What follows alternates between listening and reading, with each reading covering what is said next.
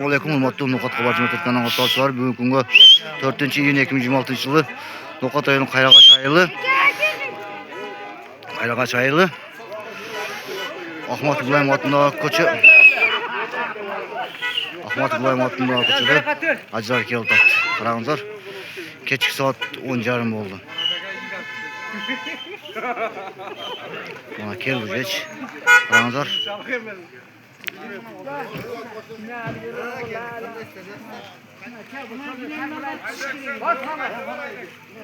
Takbirini koşup aytsan.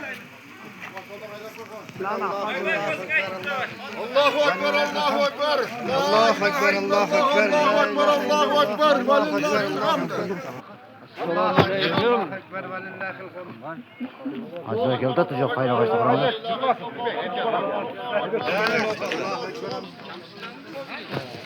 Ovqatga varıcı girmedi orada. Oldu.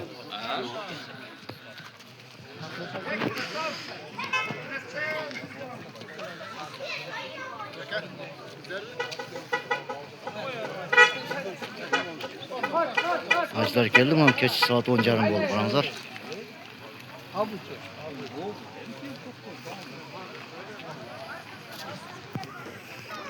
Basar.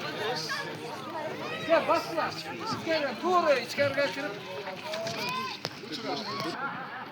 İçkinizde, ketçeğinizde. Hop ikinizde bana. Hala basar.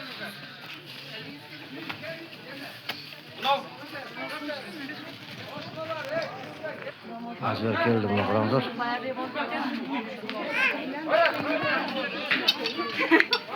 Hadi. Şu an yapken de otam. Bilemem hazır. Sen de başla. Sen hazır çamla futbol. Sudan için. Ha? Sudan için. Pazar.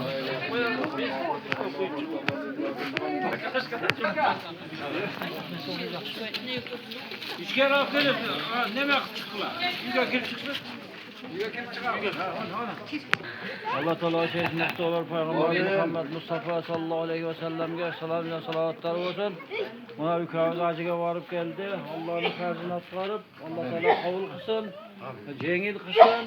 Şol hacı mağrur, say maşgullardan bolup bola çakası bilen tinç bolup ümmet tilese tileklerini Allah Teala kabul kılıp Allahu Ekber.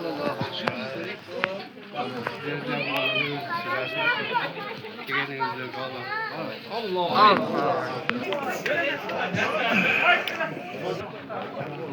Bana basın da mimarlar. Onun hacı kel bazı suyu bekleşti. Bunda bak. Dua verdiğin adamlar yaman kıyam.